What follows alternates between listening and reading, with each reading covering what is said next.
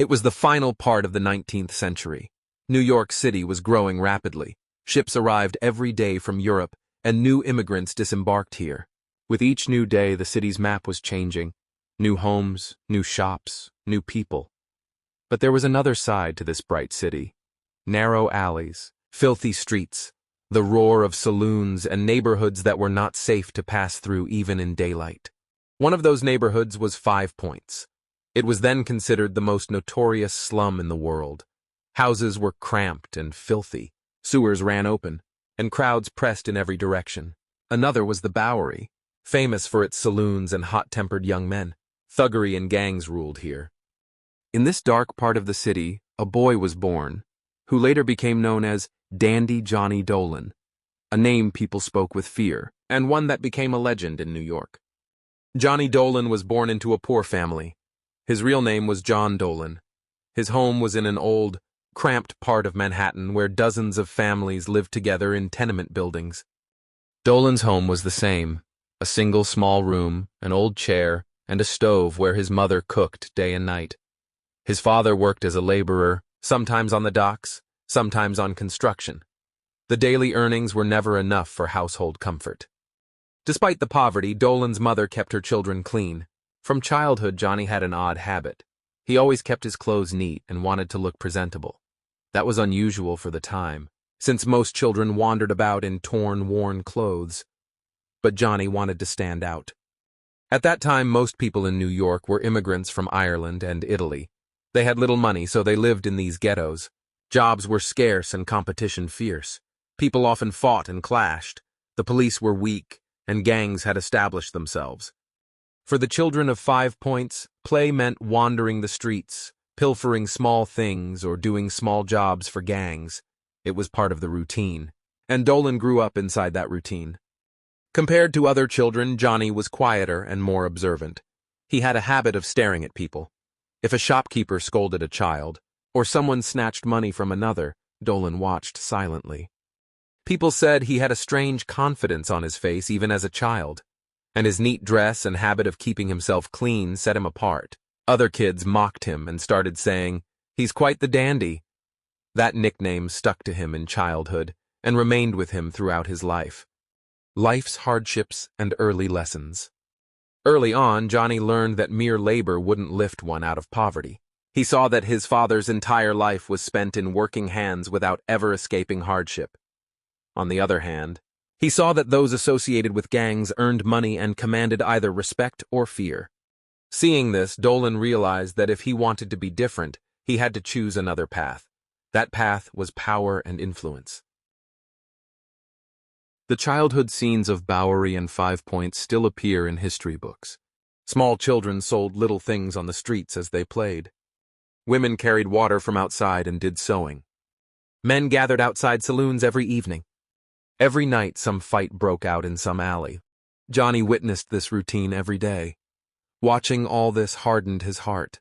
He quickly understood that to survive here one must either look miserable or appear the most dangerous. Johnny chose the latter. From a young age, Dolan began small misdeeds. Sometimes he stole tiny items from shopkeepers. Sometimes he ran messages for a young gang. But he always did these things with style. While other children ran and hid, Dolan walked calmly as if no one could stop him. This confidence gradually became his reputation. People said, "That boy who always dresses well, it's not easy to take him on." By the time Dolan reached young adulthood, the nickname Dandy had become his identity. Everyone began calling him that. Dolan embraced the name. He realized that if people saw him as different, he could turn that difference into a weapon. New York's underworld at that time belonged to the gangs. Every gang had its own territory, its own system, and its own services. And the most notorious of them all was the Wyos gang. In truth, the Wyos were a kind of business syndicate, except their business was fear and intimidation. The Wyos even had a rate card for their services. Just like shops post price lists today, they had one too. To slap someone, a certain price. To break someone's ear, a higher price. To smash someone's shop, another price. And if you wanted someone removed, that was the most expensive service of all. These things were even reported in the newspapers of the time. People were astonished that a gang could operate so openly, but the police and the system were weak back then. Johnny Dolan had already become known for his small-time mischiefs. His style and confidence made him stand out from other young men. The senior members of the Wyos noticed him. They saw that Dolan wasn't just another street kid. He had style. And in a city like New York, style itself was a kind of weapon. People feared not only threats but also reputation and presence. Gradually, Dolan moved closer to the Wyos. He started doing small jobs for them and impressed everyone with his unique way of working. Johnny quickly realized that fear doesn't only come from weapons, it comes from image. So he always dressed sharply, kept his boots polished, his hat straight. His appearance was both strange and intimidating to people. Other thugs roamed around in torn clothes, and people saw them as ordinary street crooks. But when Johnny Dolan appeared in a shop or alley, people immediately knew this man was different. Rumors about Johnny began to spread. Some said he had a hidden knife inside his boots. Others claimed he wore special finger tools that could permanently maim his victims. No one knew what was true. There was no proof. But rumors are powerful. They can have more impact than reality itself. And that worked in Dolan's favor. To the people, Dolan wasn't just another gangster. He had become an urban legend. People spoke of him in hushed tones, and whenever his name came up, silence would fall. Residents of Bowery and Five Points would say, "That man who always walks around in shining clothes, there's fear behind his smile. If Dolan looks at you, it means you're on his radar." These whispers and bits of gossip only made his image larger and more frightening. Unlike other thugs who fought or stole just for money, Dolan crafted himself into a character. He knew that if his personality merged with the rumors, he wouldn't just be a gangster, he'd be a legend. And that's exactly what happened. The Wyos gang realized that Dandy Johnny Dolan could become their most valuable asset, because his very name spread fear in people's hearts. The newspapers of that time were famous for sensationalism. They exaggerated every small story to make it shocking. For them, people like Dolan were ready-made headlines. Even a small incident involving him would make the front page the next morning. People read such headlines and grew more afraid, and Dolan's name grew even bigger. Fame always brings enemies. Inside the Wyos, some members began to resent Dolan. They said he was famous only because of his clothes and rumors, but Dolan's response was simple. "People fear me just by looking at me. They don't even fear you." That kind of confidence made him even more dangerous. Gradually, Dolan's actions escalated. His name was no longer confined to Bowery. People across other parts of Manhattan began to recognize him. And then came the event that changed everything. The moment that would write his name forever in history. The Prince Street incident. It was a cold morning in 1875. On Prince Street in Manhattan, the shops were opening as usual. Shopkeepers were cleaning their goods, and people had begun their daily shopping. Among the many stores on that street was an old paint shop owned by James Noe, a respected and well-known tradesman in the city. His shop was ordinary, but Noe himself was famous for his honesty and hard work. People trusted him completely. But that morning, when passers-by walked near the paint shop, they noticed something strange. The shop door was half open, the goods inside scattered across the floor, and when they looked inside, they were horrified by what they saw. People started shouting. What happened here? Who could do something like this to James Noe? Within moments, the whole street was in chaos. Crowds gathered, whispering and questioning each other as alarm spread through the area. The police were called immediately. When officers arrived, they examined every corner of the shop. Everything had been overturned and broken. The shop owner was found severely injured. The investigation began. Police gathered witnesses. Several people reported seeing a strange man in the area late at night. They couldn't clearly describe his face, but one detail stood out to everyone: his clothing. That man was different. Shiny clothes, polished boots, like he belonged to another world. Hearing this, the police immediately thought of one name: Johnny Dandy Dolan. As soon as Dolan's name was linked to the incident, the newspapers jumped on the story. The press in those days was famous for stoking public curiosity and excitement. The very next morning, headlines screamed across the city. Horrific incident on Prince Street. Dandy Johnny suspected. The city's stylish gangster strikes again.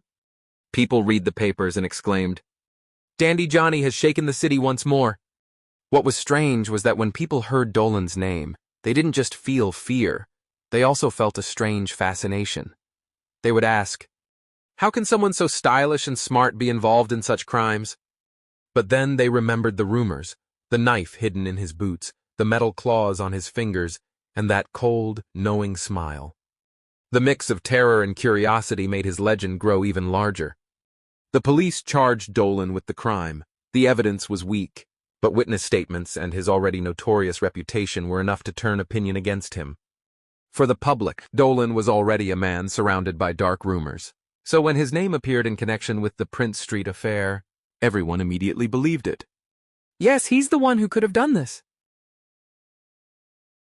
Before any verdict was reached in court, the newspapers had already declared him guilty. Every day new articles appeared. The terrifying story of Dandy Johnny. How a stylish young man became a menace to the city. This media frenzy convinced the public even more that Dolan was to blame. The Prince Street incident turned Dolan from a mere gangster into a legend. His identity went beyond that of a man. He became a story, a symbol of fear. Parents began warning their children. If you misbehave, Dandy Johnny will come for you. And the children, terrified, would fall silent. The myth grew so much that the real Dolan disappeared behind it. He was no longer just a criminal. He became an urban monster, stylish, smiling, and terrifying. Eventually, the police managed to capture Johnny Dolan. His arrest caused an uproar across the city. People demanded to see him in court, to hear the truth revealed. But for Dolan, the challenge was far greater. Because by then, he was no longer just an accused man. He had become the target of public hysteria. It was a morning in 1876, and the New York courtroom was packed. Every seat was filled, the balconies overflowed with people, and journalists sat ready with their notebooks.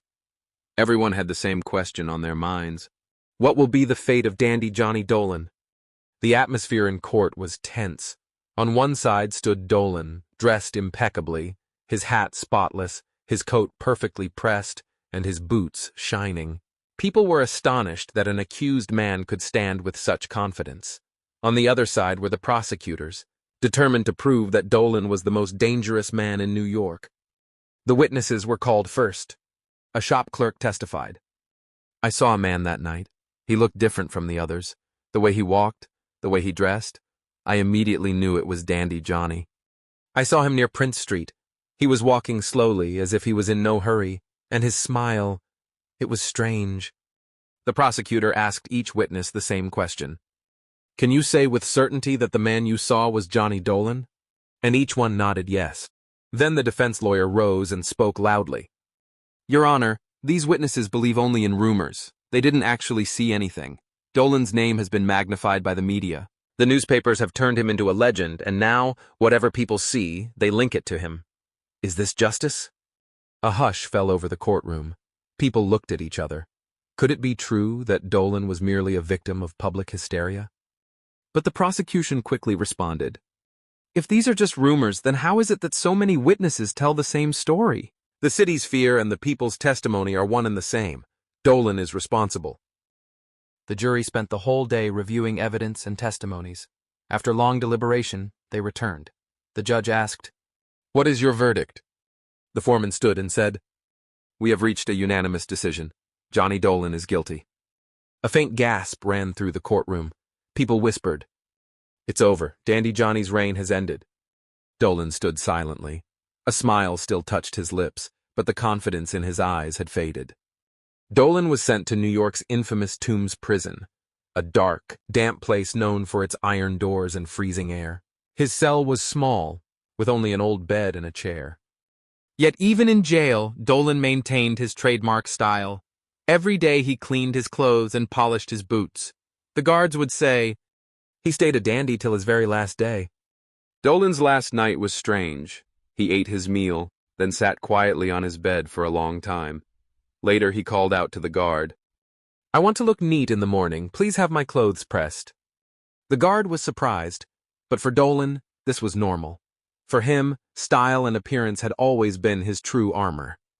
That night, Dolan stayed awake for hours, thinking about his life, the narrow alleys of his childhood, his days with the YO's gang, the Prince Street incident, and the fame that had made him larger than life. Perhaps he already knew that his journey was nearing its end.